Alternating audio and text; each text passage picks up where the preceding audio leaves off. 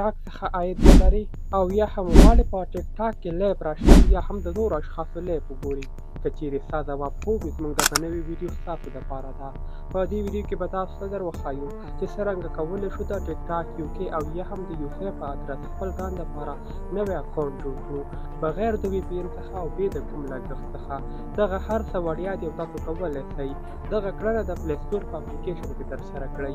یوازې ویډیو فالو کړئ او طریقه د موبایل په سکرین تاسو ته صرف په اسټیل درښایم. ګرانو ملګرو زه راځم پر خپل موبایل کې د ټیک ټاک اپلیکیشن را خلاصوم. پورته په 3 ډاټ باندې کلیک اخلم، همدارنګه د سټوډیو برخې ته راځم.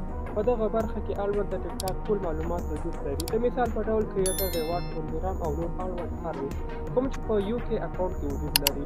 همدغه اکاونټ ما په افغانستان کې جوړ کړی بغیر د VPN څخه. د کوم طریقه به چې زه نن تاسو ته پر دا ویډیو کې در وښایم.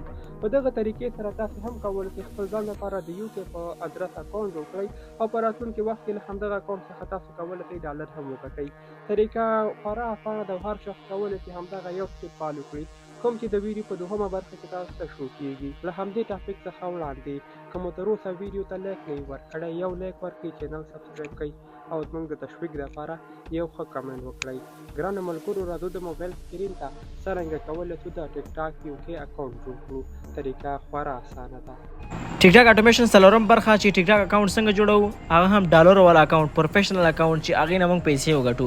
طریقه کار ډېره زیاته اسانه ده. ټیک ټاک ته به راشئ، دلته به تاسو ته لیکلي وي پاکستان او افغانستان. دلته به تاسو کلیک کړئ، دې باندې تاسو په دې باندې کلیک کړئ، سرچ باندې سرچ کې بولی کې USA بولی کې لاندې به راشي، دا به لاندې ښه. کله چې تاسو لاندې راغلی یونایټډ کینګډم جوړوئ که USA جوړوئ، په دې دواړه باندې کلیک کړئ، چارې جوړوئ. USA باندې به کلیک کړئ، دا به تاسو ته USA ته واوړي. نو دلته به تاسو په دې باندې به کلیک کړئ، تاسو به دلته به راشئ، چېرته به راشئ، دلته به خپل ډیټ به ووهئ، په دې کنټینیو باندې به کلیک کړئ. دلته به تاسو یو ایمیل یا نمبر به ورکوئ، چې هر یو نمبر ورکوئ یا ایمیل ورکوئ.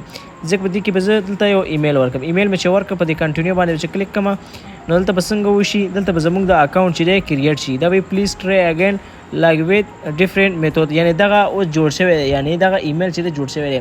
کله چې دلته راغلی دلته به تاسو ایمیل ورکړئ. ایمیل نه بعد چې دی تاسو ته یو ایمیل